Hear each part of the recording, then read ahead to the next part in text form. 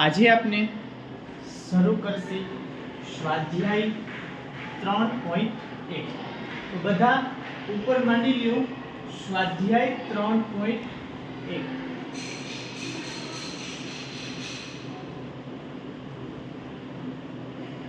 સ્વાધ્યાય 3.1 તો સ્વાધ્યાય 3.1 ની શરૂઆત કરીએ.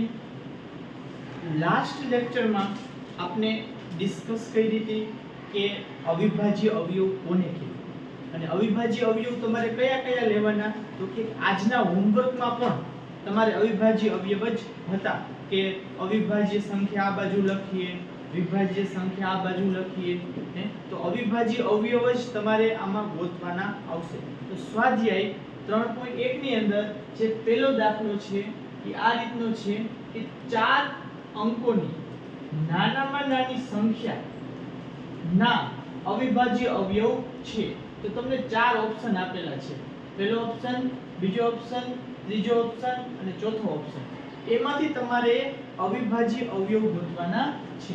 તો કયા છે એના અવિભાજ્ય અવયવ છે?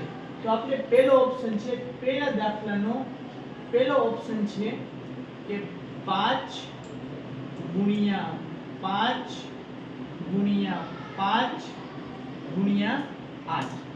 તો આ પહેલો ઓપ્શન છે.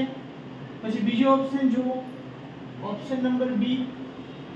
બીજો ઓપ્શન શું છે?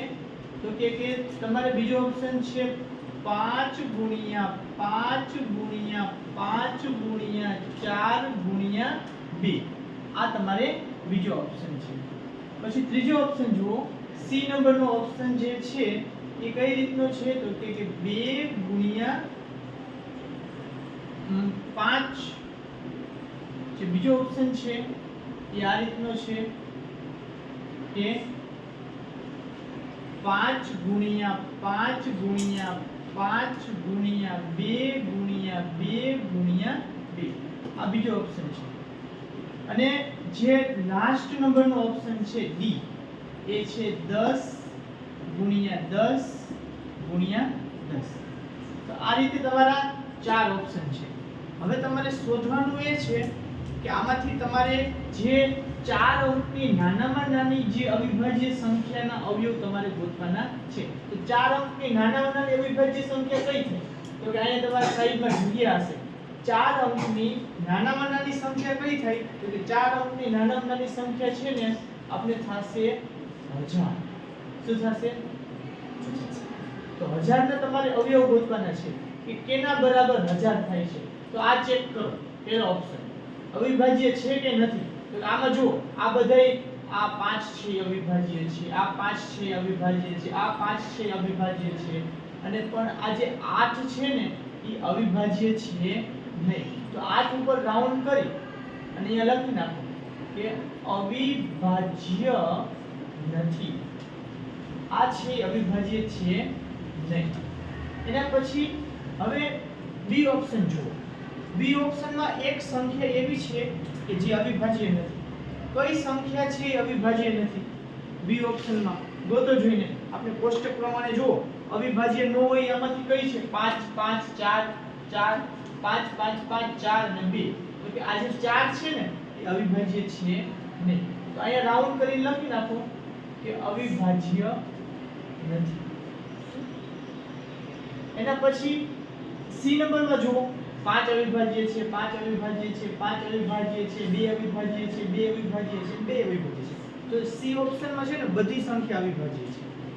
અને જે ડી ઓપ્શન છે એમાં જોઈ લો કે 10 ગુણ્યા 10 ગુણ્યા 10 છે. તો 10 દાન 100, 100 દાન 1000, 1000 તો થાય છે. પણ તમારે આ 10 છે અવિભાજ્ય છે નથી. 1 થી 10 માં કઈ કઈ અવિભાજ્ય સંખ્યા આવે? 2 3 5 અને 7. 10 આવે નહીં. તો આમાં 10 છે ને એ અવિભાજ્ય નથી. તો એક 10 ઉપર રાઉન્ડ કરીને લખી નાખો અવિભાજ્ય નથી. તો આપનો કયો આન્સર થયો? તમે જોઈ શકો છો આપનો કયો આન્સર થયો. જો એ માં છે ને એક સંખ્યા એવી હતી ને અવિભાજ્ય નહોતી. આપણે અવિભાજ્ય અવયવ જ ગોતવાના છે એટલે અવિભાજ્ય જ લેવાનું થશે. પછી બી માં એક સંખ્યા એવી હતી અવિભાજ્ય નથી, અને સી માં બધી સંખ્યા અવિભાજ્ય છે, અને ડી માં એક સંખ્યા છે અવિભાજ્ય નથી. તો આપનો જે આન્સર છે એ થશે આન્સર નંબર સી. શું કામ આન્સર નંબર સી થશે? કેમ કે એમાં બધી જ સંખ્યાઓ અવિભાજ્ય છે અને તમારે ગુણાકાર એ કરી લેવાનો. હવે તમે ગુણાકાર છેલ્લેથી સ્ટાર્ટ કરો. જો આ રીતે 2 દુ 4, 4 દુ 8, 8 પંચા 40, 40 પંચા 200 અને 200 પંચા 1000. તો આવી ગયા 1000. આ બધામાં પણ 1000 આવતા હતા પણ એમાં તમારે અવિભાજ્ય નહોતી એટલે આપણે સી નંબર ઉપર રાઈટ કરો અને એ આપણો આન્સર થશે. ચલો એના પછી બીજો દાખલો જોઈએ આપણે. ચલો બધાય લખી લ્યો વ્યવસ્થિત. જે રીતે મેં કીધું છે એ રીતે જ બધા લખી લેશે. ચલો બધાય દાખલો છે એ લખી લ્યો. હવે બીજા નંબરનો દાખલો.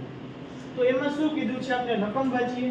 બીજા નંબરના દાખલાની અંદર બીજા નંબરના દાખલામાં એમ કીધું છે કે 640 ના અવિભાજ્ય અવયવ કયા છે? તો તમારે 640 ના અવિભાજ્ય અવયવ તમારે શોધવાના છે. આ 640 ના અવિભાજ્ય અવયવ કયા છે? તો તમારે ગુણાકાર કરવો જોશે મનમાં. કેવી રીતે કરવો જોશે? મનમાં. તો બધાયનો આપણે ગુણાકાર કરશું અને નક્કી કરશું કે 640 શેમાં થાય છે? A માં થાય છે, B માં થાય છે, C માં થાય છે કે D માં થાય છે? આ બીજો દાખલો અત્યારે આપણે કરીએ છીએ અને આપણે 640 ના અવિભાજ્ય અવયવ શોધવાના છે. તો ચાલો આપણે પહેલા નક્કી કરીએ કે આ A છે એનો જવાબ 640 આવે છે, આ B છે એનો જવાબ 640 આવે છે અને આમાં તો કે બધાય અવિભાજ્ય જ છે કે વિભાજ્ય તો છે નહીં એટલે આપણે એમ નહીં કહી શકીએ કે આ છે ને અવિભાજ્ય છે એટલે આ નહીં આવે. તો બધાનો તમારે આની અંદર ગુણાકાર કરવો જોશે. ફરજિયાત તમારે આનો ગુણાકાર કરવો જ જોશે. ચાલો એ થી ચાલુ કરીએ. ધ્યાન આપજો. 2 દુ 4, 4 દુ 8, 8 દુ 16, 16 પંચા કેટલા? 16 પંચા 16 નો પર ઘડિયો બોલો 500 થી 80 અને 80 પંચા કેટલા થાય? તો કે 8 પંચા 40 એટલે આનો જવાબ આવશે 400. તો એની બાજુમાં લખી નાખો 400. જે પહેલો ઓપ્શન છે એની બાજુમાં લખી નાખો 400. તો આપણે 640 આમાં આવ્યા. હવે આપણે બીજો ઓપ્શન જોઈએ. આ ઓપ્શન જોઈએ એનો તમે ગુણાકાર કરો. ચાલો મારી સાથે આ રીતે કરતા જાઓ. આ રીતે 2 દુ 4, 4 દુ 8, 8 દુ 16, 16 દુ 32 દુ 64 અને 64 પંચા કેટલા થાય?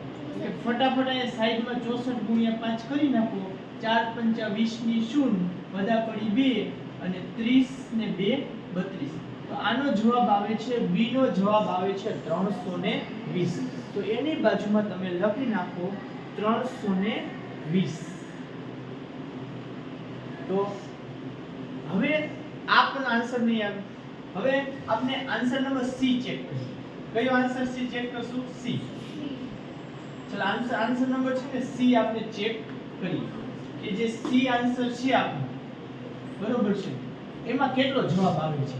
ચાલો બોલતા જાઓ. 2 દુ 4, 4 દુ 8, 8 દુ 16, 16 દુ 32.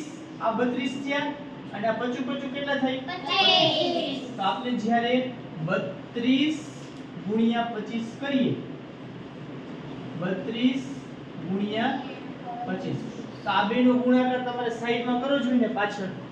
બાજુમાં જગ્યા છે અહીંયા કરી નાખો. બાજુમાં જગ્યા છે કરી નાખો. 32 ગુણ્યા 25 કરો. એકમ દશકની શૂન્ય. 2 દુ 4, 2 તેરી 6 અને 10 ની શૂન્ય વધા પડી 1, 15 ને 1 16. 0 10 ની શૂન્ય વધા પડી 1, 7 ને 1 8. તો જો જોઈને તમારે કેટલો આવે છે? તમે 32 ગુણ્યા 25 કરો એટલે તમારે આન્સર કેટલો આવે છે? ત્યાં જગ્યા ન હોય તો પાછળ કરવાનું હોય. કરવાનું તો હોય જ. થઈ ગયો?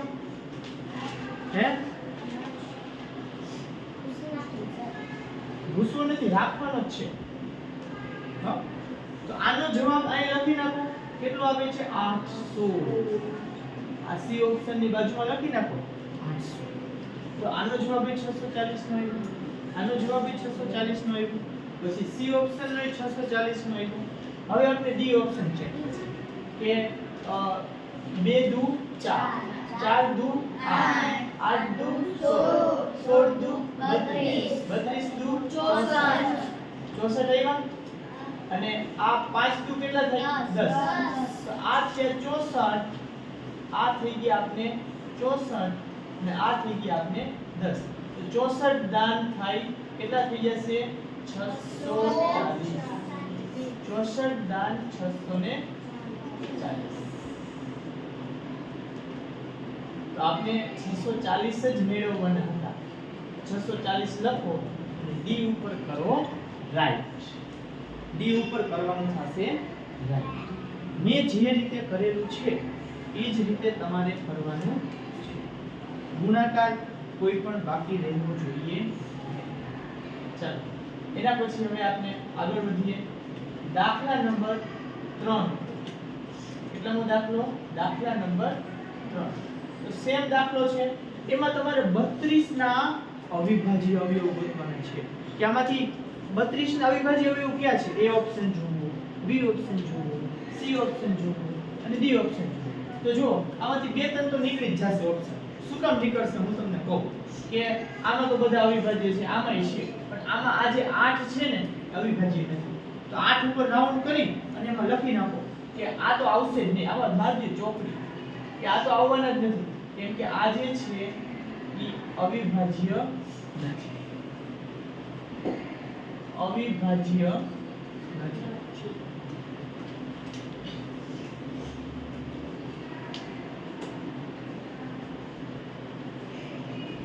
ભલે ને 32 થતા હોય ને તમે આવું ગણશો જો 8 દુ 16 16 દુ 32 32 થાય છે પણ અવિભાજ્ય તો હોવા જોઈએ ને આપણે રકમમાં જ આપ્યું છે કે આપણે અવિભાજ્ય અવયવ જ શોધવાના છે અને એક આ ઓપ્શન એ નહીં આવે ડી ઓપ્શન શું કામ નહીં આવે તો કે ડી માં છે ને આ જે 4 છે ને એ અવિભાજ્ય છે નહીં તો અહીંયા પણ લખી નાખો કે અવિભાજ્ય નથી આ જે 4 છે ને એ અવિભાજ્ય નથી તો બે ઓપ્શન તો નીકળી ગયા ડી ઉપર મારજો ચોકડી અને સી ઉપર મારજો ચોકડી હવે બે ઓપ્શન મળ્યા છે એ અને બી તો એ અને બી માં નક્કી કરો કે કેનો જવાબ તમારે 64 આવે છે એ નો જવાબ 64 આવે છે કે બી નો જવાબ 64 આવે છે બે માંથી કોનો જવાબ 64 આવે છે ગુણાકાર કરો હાલો જો 2 દુ 4 4 દુ 8 8 દુ 16 16 દુ 32 આનો જવાબ 32 છે લખી નાખો અહીંયા 32 અને આનો જવાબ ચેક કરી લઈએ 3 તેરી 9 9 દુ 18 અને 18 દુ 36 18 દુ કેટલા થાય છે 36 18 દુ થાય છે 36 તો આમાં 32 આવ્યો આમાં 36 આવ્યો તો આપણે કેટલા જોતા હતા 32 કે 36 તો બી ઉપર મારજો ચોકડી અને આપણો જે સાચો જે આન્સર છે એ થશે એ આ આપણો સાચો આન્સર છે એના પછી દાખલા નંબર 4 જોઈએ અને 5 જોઈએ ચાલો ચોથો અને પાંચમો દાખલો જોવો બધા કે ચોથો દાખલો તો જોવો જોઈએ ને 2005 માં પૂછાણો હતો ક્યાં પૂછાણો હતો 2005 તમને એમ કીધું હતું કે 37800 ના અવિભાજ્ય અવયવ ક્યાં છે તો આપણે પાડવાનો બેસે તમે અવિભાજ્ય અવયવ પાડવા બેસો તો કેટલી વાર લાગે તમારે બુદ્ધિ લગાવાય કે આમાં કયા અવિભાજ્ય અવયવ નથી પેલા ઈ શોધાય તો વિચારો કે આમાં છે ને એક ઈ ઓપ્શન છે આ એક આ 25 છે અને 4 છે 25 અને 4 અવિભાજ્ય કહેવાય કે નો કહેવાય કયો જોઈએ કહેવાય કે નો કહેવાય 25 કોઈ દી અવિભાજ્ય કહેવાય નો કહેવાય શું કામ નો કહેવાય કેમ કે 25 25 પાંચના પાડામાં આવે છે તો પહેલા ડી ઓપ્શન માં છે ને કાઢી જ નાખો અહીં લખી નાખો રાઉન્ડ કરી કે અવિભાજ્ય નથી અવિભાજ્ય નથી એટલે આને માટે ચોકડી હવે આ જુઓ સી ઓપ્શન શું છે તો કે એમાંય આ 8 છે આ 27 છે આ 25 છે આ ત્રણ સંખ્યા તો અવિભાજ્ય નથી તો આમાં લખી નાખો રાઉન્ડ કરીને કે આ પણ અવિભાજ્ય નથી, અવિભાજ્ય નથી.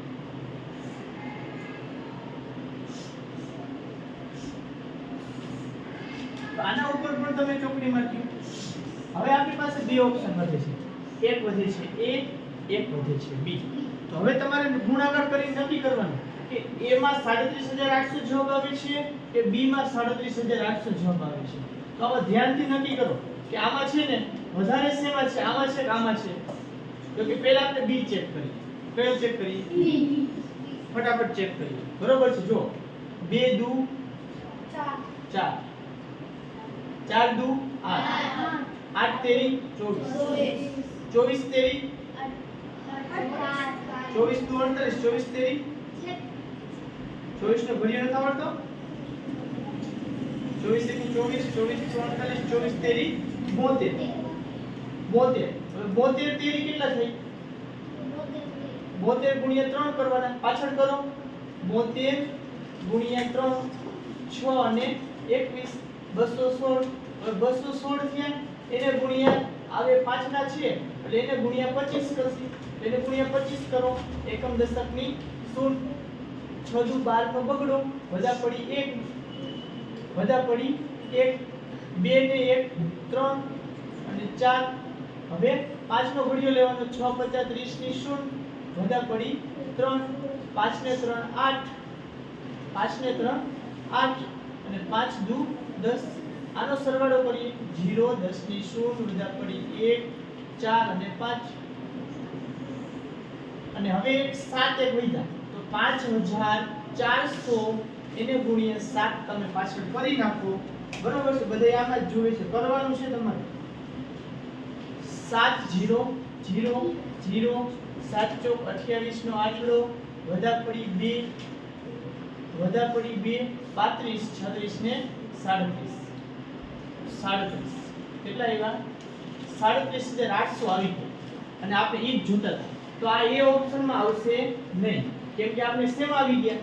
B માં આવી ગયા. એટલે આપણો જે સાચો જે આન્સર છે એ થશે B. તો આ રીતે તમારે 3-4 ગુણાકાર કરી અને ચેક કરવાના રહેશે. જ્યારે તમે હોમવર્કમાં દાખલો કરો ત્યારે ગુણાકાર તો કરજો જ. એના પછી આપણે દાખલા નંબર કેટલામો આવે છે? 5 નો. દાખલા નંબર 5 માં જોઈ લઈએ. એમાં એમ કીધું છે કે 12500 ના અવિભાજ્ય ગુણનખંડ કયા છે? કે 12500 લ્યો એમાં તમારે અવિભાજ્ય હોય એવા ગુણનખંડ કયા છે? એમાંથી કયો ગુણાકાર છે ને? ગુણનખંડ એટલે શું થાય? ગુણાકાર. તો કયો 12500 નો છે? તો કે જો કયા નથી ગોતી દી. જો એ આવશે નહીં આવે. શું કામ? કેમ કે આ બે અવિભાજ્ય છે નહીં. તો એ ઉપર મારતી ચોકડી. પછી આમાં જુઓ આ 20 ઉપર રાઉન્ડ કરો. અવિભાજ્ય છે નથી. 20 ઉપર મારજો ચોકડી. હવે બે જ ઓપ્શન વધ્યા. એક ઓપ્શન વધે છે C. C નહીં આવે. શું કામ નહીં આવે? કેમ કે આને 4 છે. 4 છે અવિભાજ્યમાં આવે નહીં. તો C પર મારતી ચોકડી. તો હવે આપણી પાસે એક જ ઓપ્શન વધ્યો છે અને એનો જ આપણે ગુણાકાર કરવાનો છે કે 12500 આવશે કે નહીં આવે. ચાલો કરીએ. 2 દુ 4, 4 પંચા 20, 20 પંચા 100, 100 પંચા 500, 500 પંચા 2500 અને 2500 પંચા 2500 25 50 કેટલા થાય? 125 અને પાછા બે મહિના લગાડી તો આવી ગયો 12500. તો આપણે ઈ જ જોતા હતા 12500. તો આપણો જે આન્સર છે એ ડી આમાં ઈઝીલી મળી જાય છે. તો આ જે અવિભાજ્ય તમારે અવયવ શોધવાનું હોય એમાં એક વસ્તુ ખાસ ધ્યાન રાખજો કે પહેલા તમારે એ શોધી લેવાનું કે કયા વિકલ્પમાં અવિભાજ્ય નથી. તમને ખબર હોવી જોઈએ કે આ અવિભાજ્ય છે, અવિભાજ્ય નથી. આપણે જે કોષ્ટક કરાવેલું છે એનો તમારે ભરપૂર આમાં ઉપયોગ કરવાનો છે. તો આપણે 3.1 અહીંયા થાય છે.